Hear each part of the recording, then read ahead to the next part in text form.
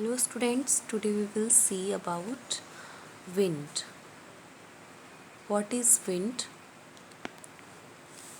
Students, blowing air is called wind. Blowing air or moving air is called wind.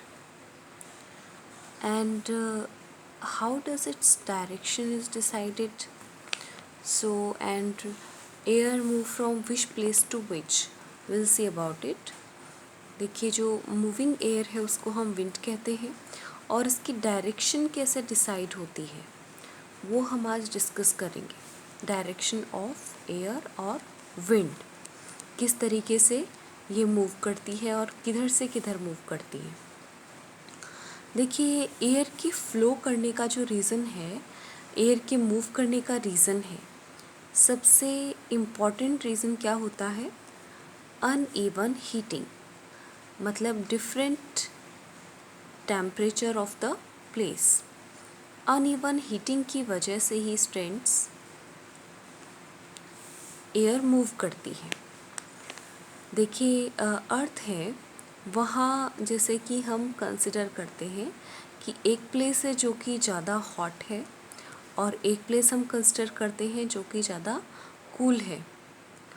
मतलब दो place को अगर हमने कंपेयर किया कि एक का टेम्परेचर हाई टेम्परेचर है, एक का टेम्परेचर लो टेम्परेचर है, तो देखिए जहाँ पर भी एरिया हॉट होगा तो वहाँ की एयर है वो भी क्या होगी? हॉट एयर होगी। और जहाँ एरिया कूल है वहाँ की एयर भी कूल होगी। तो हॉट एरिया की जो एयर होगी वो लाइट वेट हो जाती है और लाइट वेट होने की वजह से वो अपवर्ड मूव करती है। It move upward. अब देखिए, यहाँ जो एयर थी वो अपवर्ड मूव हो गई, तो यहाँ का जो प्लेस है वहाँ एयर प्रेजेंट नहीं है और ऐसी कंडीशन में यहाँ का प्रेशर कैसा हो गया? लो प्रेशर हो गया स्टूडेंट्स, लो प्रेशर। और आसपास का एरिया जहाँ पर कूल एयर प्रेजेंट है तो यहाँ का प्रेशर क्या होगा? हाई प्रेशर होगा। तो इसलिए स्टूडेंट्स एयर जो होती है वो high pressure to low pressure, जो कूल एयर होती है वो मूव करती है। High pressure to lower pressure, यानी कि कूल एरिया से हॉटर एरिया की तरफ एयर मूव करना स्टार्ट कर देती है। ओके स्टूडेंट्स, अब देखिए, जो कोस्टल एरियाज़ होते हैं, कोस्टल एरियाज़ में जैसे एक साइड लैंड प्रेजेंट होती है और एक साइड सी प्रेजेंट होता है। तो अगर डे टाइम की बात करें हम, डे टाइम में, तो उसमें सन हीट की वजह से लैंड होती है और सी होता है। तो लैंड होती है वो सी की कंपैरिजन में जल्दी हॉट हो जाती है, मतलब land get heat faster than sea water. तो लैंड वाली एयर है वो जल्दी हीट हो जाएगी और सी का जो वाटर है उसको हॉट होने में थोड़ा टाइम लगता है। तो लैंड की एयर हॉट रहेगी डे टाइम में और सी की एयर जो है वो इसके कंपैरिजन में कोल्ड रहेगी। तो ऐसे टाइम में यहाँ का एरिया हॉट होने की वजह से इसकी एयर भी हॉट हो जाती है और it moves upward due to light weight. ये अपवर्ड मूव करेगी यहाँ की एयर, इस वजह से यहाँ का प्रेशर कैसा होगा? लो प्रेशर हो जाता है। और सी एयर है वो कैसी रहती है इस टाइम पे? कोल्ड रहती है। तो यहाँ का प्रेशर कैसा रहेगा? हाई प्रेशर रहेगा बच्चों। और एयर जो होती है डे टाइम में अब कोल्डर एरिया से हॉटर एरिया की तरफ जाती है, तो इस टाइम पे कूल कौन है? सी एयर कूल रहती है, इसलिए एयर सी से लैंड की तरफ मूव करती है और कूल एयर होगी तो इसको हम सी ब्रिज भी बोलते हैं। It is also known as sea breeze. और डायरेक्शन अगर हमें बतानी है तो हम बता देंगे सी ब्रिज डे टाइम में मूविंग एयर होती है कोस्टल एरियाज़ में और ये सी टू लैंड मूव करती हैं। It move from sea to land. वहीं अगर हम नाइट की बात करें तो नाइट में ये जो प्रोसेस है ये रिवर्स हो जाती है, यानी कि लैंड के कंपैरिजन में सी वाटर है वो हॉट रहेगा, मतलब वाटर को गर्म होने में भी ज़्यादा टाइम लगता है लैंड के कंपैरिजन में, और ठंडा होने में भी ज़्यादा टाइम लगता है। तो जो सी वाटर की एयर है वो इस बार हॉट रहती है, डे में वो गर्म हो चुकी है, अब धीरे धीरे ठंडी होगी। और लैंड की जो एयर होती है वो क्विकली हीट अपनी लॉस कर देती है, मतलब इसको सी के कंपैरिजन में ये जल्दी ठंडी हो जाती है। तो यहाँ पर हम देखेंगे कि लैंड की एयर है वो भी क्या रहेगी, कोल्ड एयर रहेगी, और जो सी वाटर की एयर है वो हॉट एयर रहेगी। तो इस बार हॉट एयर सी की तरफ है, तो यहाँ की एयर भी लाइट वेट की वजह से अपवर्ड मूव करती है, और यहाँ का जो प्रेशर है वो लो प्रेशर हो जाता है, और लो प्रेशर होने से इसके आसपास का एरिया जो कि लैंड है यहाँ, तो वहाँ का प्रेशर कैसा रहेगा, कोल्ड एयर की वजह से हाई प्रेशर रहता है, और एयर खुद से ही हाई प्रेशर से लो प्रेशर की तरफ मूव करना स्टार्ट कर देती है। तो नाइट में कौन सा होता है, नाइट में कौन सा चलेगा, उसको बोलते हैं हम लैंड ब्रिज बोलते हैं। नाइट में चलने वाली जो एयर होती है, विंड होती है कोस्टल एरिया में, उसको लैंड ब्रिज बोलते हैं। और जो एयर का मूवमेंट होता है इस बार लैंड टू सी होता है। The cool air move from land to sea. Cool air, the cool air move from land to sea in night time, at night time in coastal areas, और the cool air move from sea to land in daytime, ये day time में होता है, that is known as sea breeze। Okay students, एक बार फिर से देखते हैं। देखिए, मूविंग एयर को हम क्या बोलते हैं, विंड बोलते हैं, और विंड का जो डायरेक्शन होता है वो डिपेंड करता है टेम्परेचर पे। तो टोटली विंड जो है वो टेम्परेचर पे डिपेंड करती है। अनइवन हीटिंग पे बेस्ड होता है विंड का डायरेक्शन, और जहाँ भी जो अर्थ है वहाँ सब जगह इक्वली सनलाइट नहीं फॉल होती, सो एक एरिया है जो हॉट हो जाएगा और एक एरिया है जो कूल हो जाता है, मतलब टेम्परेचर के डिफरेंस की वजह से। तो हॉट एरिया की एयर है वो भी हॉट हो जाती है, कूल एरिया की एयर कूल हो जाती है। जहाँ का एरिया हॉट होगा वहाँ की एयर लाइट वेट हो जाती है और वो अपवर्ड मूव करती है। इसकी वजह से उस एरिया में एयर की डिफिशियंसी होने से लो प्रेशर हो जाता है। आसपास का एरिया जहाँ पर टेम्परेचर कूल होता है वहाँ की एयर भी कूल रहती है और वहाँ का प्रेशर हाई रहता है, इसलिए air high pressure to low pressure या फिर colder area to hotter area की तरफ मूव करती है। जितना ज़्यादा टेम्परेचर डिफरेंस होगा विंड स्पीड उतनी ही हाई होती है। ओके स्टूडेंट्स, अब हम दो चीज़ें और पढ़ेंगे कि डे टाइम में क्या होता है कोस्टल एरिया में और नाइट में क्या होता है। डे टाइम में जो एयर मूव करती है उसको हम सी ब्रिज कहते हैं, और सी ब्रिज का मीन्स होता है कि the cool air move from sea to land in day time is known as sea breeze. It happens in coastal area.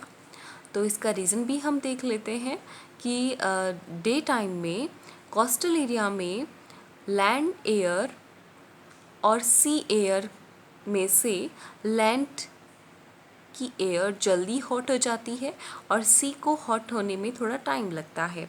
तो लैंड की एयर हॉटर रहती है और सी की एयर कोल्डर रहती है। हॉट एयर टेम्परेचर हाई होने से अपवर्ड मूव करती है और यहाँ का प्रेशर लो हो जाता है। सी एयर कूल होने की वजह से वहाँ का प्रेशर हाई रहता है और इसीलिए सी टू लैंड यानी colder area to hotter area और high pressure to low pressure air move करती है। इसी को हम सी ब्रिज कहते हैं। ये दिन में होता है, डे टाइम में होता है और सी से लैंड की तरफ एयर मूव करती है। वहीं नाइट में कोस्टल एरियाज़ में लैंड और सी के कंपैरिजन करते हैं तो सी वाटर की जो एयर है वो अभी हॉट रहेगी और लैंड की जो एयर है वो जल्दी कूल हो जाती है। नाइट में टेम्परेचर लैंड का लो हो जाता है और सी का हाई रहता है और इसलिए हॉट एयर सी की तरफ होती है, वो अपवर्ड मूव करती है और यहाँ का जो प्रेशर है वो लो प्रेशर हो जाता है।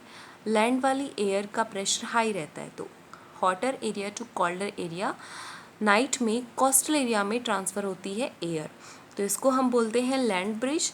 और इसकी डेफिनेशन हो जाएगी कि the cool air move from land to sea in night at night in coastal areas is known as land breeze. Easy है स्टूडेंट्स। नेक्स्ट हम देखते हैं कि जो रेनिंग की प्रोसेस होती है, रेन, तो स्टूडेंट्स रेन जो है, रेन का मीन्स आप जानते हैं कि the falling of water from sky to land is known as rain. The falling of water या फिर precipitation of water on the earth, precipitation of water on the earth is known as rain। अर्थ पर waterfall होना sky से land की तरफ, उसको हम बोलते हैं रेन बोलते हैं। अब देखिए रेन का रीज़न आप क्या जानते हैं। रेन का जो रीज़न है वो क्या होता है, ये बेस्ड होती है वाटर साइकिल पे, यानी कि वाटर के इवेपोरेशन और कंडेंसेशन की वजह से ही रेन पॉसिबल है। तो इसका रीज़न होगा evaporation and condensation of water. Water के इवेपोरेशन से और कंडेंसेशन की वजह से ही क्या होता है, रेन हो सकती है। अब वैसे तो आपको पता होगा इसके बारे में, आप पहले भी पढ़ चुके हैं, अपनी लोअर स्टैंडर्ड्स में भी आपने पढ़ा है इसके बारे में। तो स्टूडेंट्स जैसे आपको मालूम है कि जो वाटर होता है, वाटर सन हीट की वजह से इवेपोरेट हो जाता है। इवेपोरेट मतलब गैसियस स्टेट में चला जाता है, और ये गैसियस स्टेट में जाने के साथ साथ जो एयर होती है वो हॉट एयर हो जाती है, मतलब टेम्परेचर की वजह से, और हॉट एयर अपने साथ साथ वाटर के भी टाइनी ड्रॉपलेट्स को गैसियस स्टेट में यानी कि वेपर में चेंज कर लेती है, और ये एयर के साथ साथ अपवर्ड मूव करती है, यानी कि ऊपर ये जो एयर है वो गैसियस स्टेट में इकट्ठी हो जाती है। लेकिन जैसे जैसे इसकी हाइट बढ़ती है और तो मतलब ऊपर की तरफ ये मूव करती है, तो ऊपर जाने पर टेम्परेचर क्या हो जाता है, टेम्परेचर लो हो जाता है, और इसकी वजह से जो एयर है यानी कि जो गैस होती है वो ऊपर जाकर कंडेंस हो जाती है, यानी कंडेंसेशन की जो प्रोसेस होती है वो होती है, और नीचे क्या हुआ था, इसमें इवेपोराइजेशन इवेपोरेशन हुआ था। कंडेंसेशन से जो गैस इस स्टेट में वाटर होता है वो टाइनी ड्रॉपलेट्स में चेंज हो जाता है। आपको पता है कंडेंसेशन क्या होता है, कि गैसेस स्टेट का लिक्विड स्टेट में चेंज होना ही कंडेंसेशन होता है by decrease in temperature low होने की वजह से इवेपोरेटेड वाटर लिक्विड स्टेट में चेंज हो जाता है। तो अब ये जो टाइनी ड्रॉपलेट्स होती हैं, इनको होल्ड करने के लिए कोई पार्टिकल्स होते हैं वो न्यूक्लियस का काम करते हैं, मतलब इनको होल्ड भी करेंगे ये पार्टिकल्स को। तो उसमें ज़्यादातर जो डस्ट के पार्टिकल्स होती हैं, डर्ट के पार्टिकल्स होते हैं, वो इसको इसके न्यूक्लियस का काम करते हैं। तो इसके चारों तरफ ये टाइनी ड्रॉपलेट्स होती हैं, वो स्टिक हो जाती हैं, होल्ड करता है ये न्यूक्लियस की तरह इसको। और लेकिन जैसे ज़्यादा जब ये वाटर इसमें इकट्ठा हो जाता है, टाइनी ड्रॉपलेट्स बहुत बिग हो जाती है, हैवी हो जाती है, तो ऊपर ये होल्ड नहीं हो पाता और ये फिर वाटर नीचे की तरफ फॉल होना स्टार्ट हो जाता है, और इसको हम प्रेसिपिटेशन बोलते हैं। और इसकी जो फॉर्म होती है ये वाटर की फॉर्म में यानी रेन की फॉर्म में भी हो सकती है, और टेम्परेचर अगर लो हुआ तो स्नो या फिर हेल की फॉर्म में यानी ओले या फिर बर्फ़ की फॉर्म में भी ये वाटर नीचे गिर सकता है। तो आपने समझा इसके बारे में कि इवेपोरेशन से जो वाटर है वो हॉट होने की वजह से और इवेपोरेट हो जाता है, हॉट एयर अपवर्ड मूव करती है, अपवर्ड मूव करने के साथ साथ जो गैसेस वाटर होता है, वेपर होती है, वो भी अपवर्ड हो जाती है। जैसे जैसे ज़्यादा अपवर्ड मूव करती है तो इसका टेम्परेचर लो हो जाता है, और जो इवेपोरेटेड वाटर है वो गैसियस स्टेट में चेंज हो जाता है, जिसको हम बोलते हैं कंडेंसेशन की प्रोसेस होती है। और यहाँ पर ये जो गैस है वो टाइनी ड्रॉपलेट्स ऑफ वाटर में चेंज हो जाती है और इनको होल्ड करने के लिए यहाँ पर न्यूक्लियस का काम करते हैं, कुछ डस्ट पार्टिकल्स करते हैं। और जब ये साइज बहुत बड़ी हो जाती है, वाटर ड्रॉपलेट्स की बहुत हैवी हो जाती है, तो ये नीचे की तरफ फॉल होना स्टार्ट हो जाते हैं, अर्थ की तरफ फॉल होना स्टार्ट हो जाते हैं। और ये इसका फॉर्म वाटर भी हो सकता है, स्नो भी हो सकता है और हेल भी हो सकता है, ओले, बर्फ़ या फिर पानी की फॉर्म में। इंडिया की अगर हम बात करें तो इंडिया में ज़्यादातर जो मॉनसून है वो साउथ वेस्ट और नॉर्थ ईस्ट डायरेक्शन से आता है स्टूडेंट्स, नॉर्थ ईस्ट डायरेक्शन से या फिर साउथ वेस्ट डायरेक्शन से इंडिया में मॉनसून आता है। तो इसके बारे में आपने जाना कि रेन में किस तरीके से ये वाटर होता है वो डाउन टू अप और अप टू डाउनवर्ड मूव करता है। ओके स्टूडेंट्स, इसी में हम एक और चीज़ देख लेते हैं, एसिड रेन क्या होती है। एसिड रेन के बारे में आपने पहले भी सुना होगा।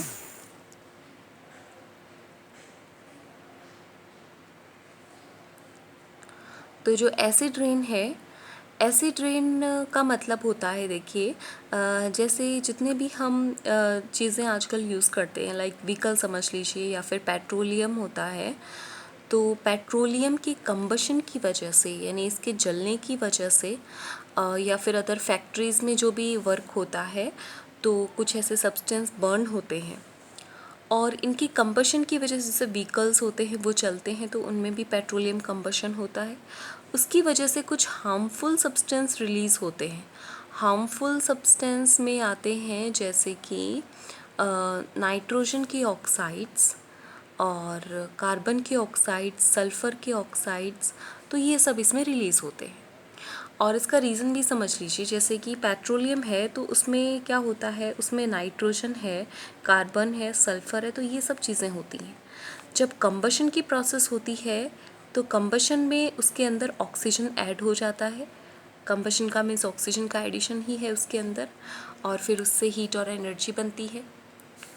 तो ऐसी कंडीशन में नाइट्रोजन से बन जाता है नाइट्रोजन का ऑक्साइड, कार्बन से कार्बन का ऑक्साइड और सल्फ़र से सल्फ़र का ऑक्साइड बन जाता है। तो एयर के अंदर ये सब कंपोनेंट्स प्रेजेंट होते हैं।